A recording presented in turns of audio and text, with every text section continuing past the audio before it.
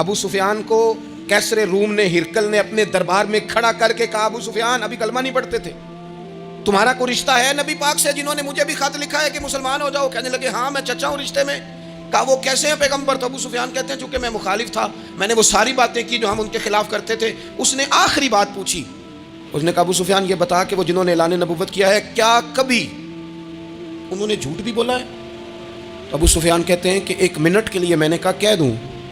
مخالفت تھی نا، تو پھر میں نے سوچا یہ تو عرب کی وزاداری کے خلاف ہے، عرب میں سے تو کوئی جھوٹ بولنا پسند ہی نہیں کرتا، اور پھر میں اگر حضور کو معاذ اللہ جادوگر شاعر کہوں گا تو شاید کسی کو 1 منٹ کے لیے متوجہ کر سکوں، اور نبی پاک نے جھوٹ بولا ہے،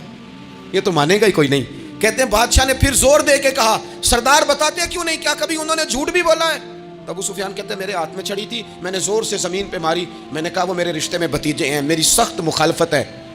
میں ان کے خلاف میدانوں میں نکلتا ہوں، جنگیں لڑتا ہوں، کبھی وہ غالب آتے ہیں کبھی ہم آتے ہیں، لیکن میرے سامنے وہ پیدا ہوئے، میں نے ماں کی گود میں بھی دیکھا، دادا کے کندھوں میں بھی دیکھا، چچا کے گھر میں بھی دیکھا، سیدہ خدیجۃ الکبریٰ کا دولہا بنے بھی دیکھا، ان کی 4 بیٹیاں ان کی گود میں کھیلتے دیکھی، اعلان نبوت کرتے دیکھا، لوگوں کو مخالفت کرتے دیکھا، میرے سامنے ان کے مقدس بال سفید ہوئے، میرا اختلاف اپنی جگہ پر بادشاہ میں قسم اٹھا کے کہہ سکتا ہوں اس محبوب کی زبان سے جب بھی نکلا ہے حق اور سچ نکلا ہے۔ اسیر دشمن کی چاہ میں بھی، وہ مخالفوں کی نگاہ میں بھی امی ہے، صادق ہے، معتبر ہے، میرا پیغمبر عظیم تر ہے، میرا پیغمبر عظیم تر ہے، میرا پیغمبر عظیم تر ہے۔ جھوٹ نہیں کبھی حضور نے بولا۔ کہتے میں نے جواب دیا تو سناٹا چھا گیا سارے دربار میں، کتنے اس نے سوال پوچھے، گھنٹوں بعد سناٹا چھا گیا، اور پھر بادشاہ نے اپنا پرنا اٹھایا، چادر اٹھائی، کندھے پہ رکھی اور جانے لگا، تو میں نے پیچھے سے پلٹ کے کہا بادشاہ اتنے تو نے سوال کیے، اتنے میں نے جواب دیے، رزلٹ کا بھی تو اعلان کرنا، نتیجہ بھی تو دینا، کیا نکلا؟